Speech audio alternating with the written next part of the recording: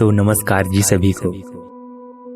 तो आज की इस वीडियो में हम जानेंगे कि हरिद्वार के दौरे पर एक तपस्वी साधु के साथ बाबा जुमदेव जी का कैसा संवाद हुआ था। इस वीडियो में हम इसी पर विस्तार से चर्चा करेंगे।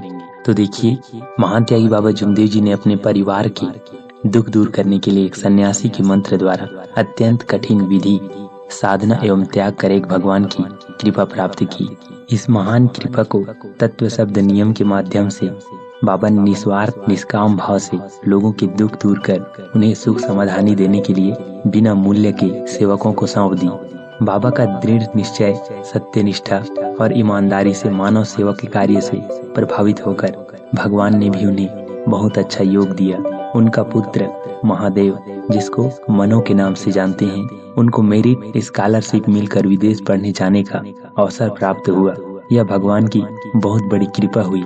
बाबा के सुपुत्र महादेव को नागपुर के VRCE से BE की परीक्षा प्रथम मेरिट क्रमांक से उत्तीर्ण होने पर उच्च स्तरीय शिक्षा हेतु अमेरिका के सुप्रसिद्ध न्यूयॉर्क यूनिवर्सिटी में MS की स्नातकोत्तर पढ़ाई के लिए दाखिला मिला।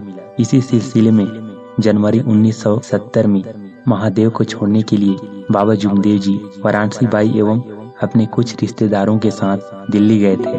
महादेव को विदेश जाने के लिए हवाई अड्डे पर छोड़ने के बाद घर में आकर सभी ने विचार किया कि पास ही में ऋषिकेश, हरिद्वार जैसे ऐतिहासिक तीर्थ स्थल है, तो वहां घूम कर आना चाहिए। अतः दूसरे दिन बाबा सभी के साथ ऋषिकेश गए। वहां के दर्शनीय स्थल देखे, लक्ष्मण झूला देखा। तत्पश्चात हरिद्वार जाने के लिए टिकट लेकर ट्रेन में बैठे। ट्रेन में एक कंपार्टमेंट में एक तपस्वी ऋषि बैठे थे। उसी कंपार्टमेंट में बाबा उस तपस्वी के पास बैठे। बाबा और ऋषि का औपचारिक परिचय होने के बाद उनमें कुछ इस तरह के संवाद हुए। उस तपस्वी ने बाबा से पूछा, आप कहाँ से आए हैं और कहाँ जा रहे हैं? तब बाबा ने कहा, दिल्ली से बेटे को अमेरिका जाने के लिए छोड़ने के बाद ऋषिकेश ऐतिहासिक स्थल देखने आए हैं। ऋषि बोले, आपने भगवान का मंदिर देखा है क्या?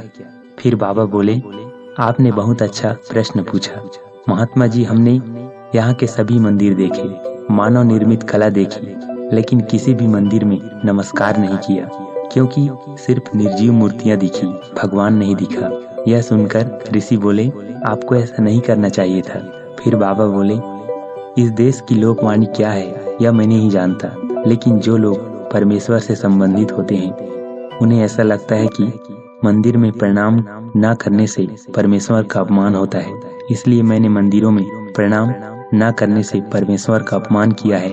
ऐसा आपको लगता हो, आप ब्रह्मांड चढ़ाएं एवं उस परमेश्वर को बताएं कि हे परमेश्वर, नागपुर से एक व्यक्ति कुछ लोगों को लेकर इस तीर्थ स्थान में आया है। वह मंदिर में गया, लेकिन वहां उसने तुझे नमस्कार नहीं किया। इसके बाद जब परमेश्वर मुझे पूछेगा, तब मैं उस प्रश्न का उत्तर मैं उसे दूंगा, लेकिन आपको नहीं दूंगा। ऐसा बाबा ने कहा। इस बात पर वह तपस्वी बहुत सोचने लगा।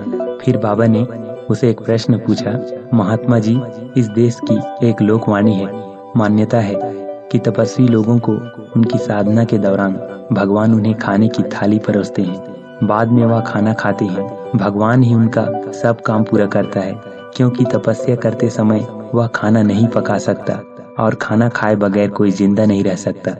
इसीलिए आप सच बताएं कि तपस्या के दौरान आपको भगवान ने खाने की थाली लाकर दी क्या? अन्यथा आपने खाना कैसे खाया? इतने दिन भूखे रहकर कैसे जिए? तब वह महात्मा यह सुनकर भावुक रह गया। उसने नम्रता पूर्वक बाबा को जवाब दिया, आपने जो लोकवाणी सुनी है वह झूठी है। भगवान खाने की थाली लाकर नहीं देता।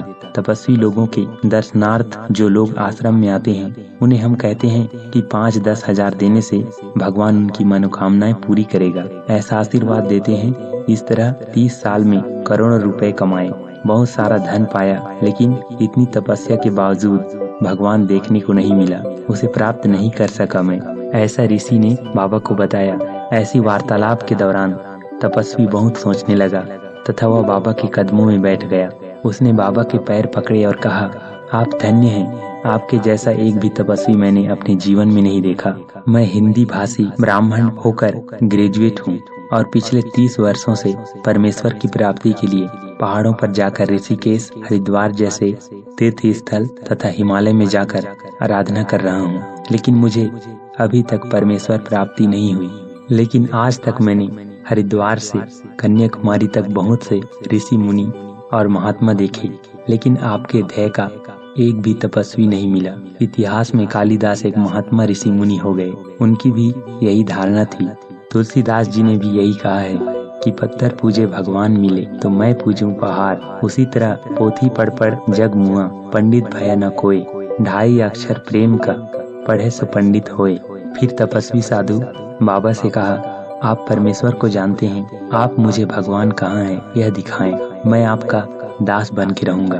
उस तपस्वी साधु की जटाएं बढ़ी हुई थी, उसने बालों का सिर के बीचों बीच अच्छी तरह चुम्बड़ बनाया था, पेट तक दाढ़ी बढ़ी हुई थी, कानों में कुंडल थे, गले में रुद्राक्ष माला और शरीर पर लाल रंग की दुपट्टी थी, हाथ में एक छोटी सी लकड़ी और दान पात्र था। ऐसी वेशभूषाधारी उस महात्मा तपस्वी ने बाबा से बहुत प्रार्थना की। उसने बाबा के पैरों पर अपना सिर टिका दिया, लेकिन बाबा किसी को भी अपने पैर छूने नहीं देते। इसीलिए पैर छुड़ाने का प्रयास करते हुए बाबा ने उसे उठाकर कहा, अगर आपको भगवान देखना हो तो आप मेरा नागपुर का पता लिख लो, पर एक शर्त है, वह शर्त पूरी होने पर ही मैं आपको भगवान दिखाऊंगा। तब वह तपस्वी साधु उठकर बाबा के करीब बैठा एवं बाबा से मार्गदर्शन हेतु प्रार्थना की। उसके समक्ष बाबा ने शर्त रखी कि पहले आपको दाढ़ी जटाएं निकालनी होगी, कफनी कुंडल को फेंकना होगा, अपना भेष बदलकर मेरे जैसा सादा जीवन अपनाना होगा। आपने 30 साल तक तपस्या करके भी भगवान की प्राप्ति नहीं कर सके, यह बहुत दुख और शर्म की बात है, क्योंकि आपने इस भेष में संपूर्ण संसार को लुभाया है। आप लोगों को परमेश्वर के नाम से लूटते हो।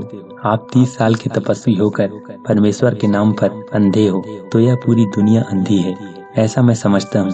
फिर तपस्वी साधु बोला, इस देश में होने वाले कुंभ मेले में विभिन्न प्रकार के तपस्वी महात्मा मुनि आकर मंदिरों में प्रणाम करते हैं, भोग चढ़ाते हैं, लेकिन आपने ऐसा नहीं किया, अर्थात आप परमेश्वर को जानते हैं, यह सिद्ध होता है। फिर भी आप परमेश्वर नहीं दिखाना चाहते, लेकिन उसके बारे में मार्गदर्शन तो कर सकते हैं। फिर बाबा बोले, मैंने आपको पता दिया है, उस पते पर आप मेरे बताए अनुसार सादे भेष में आइए, मैं आपको वही मार्गदर्शन कर परमेश्वर दिखाऊंगा।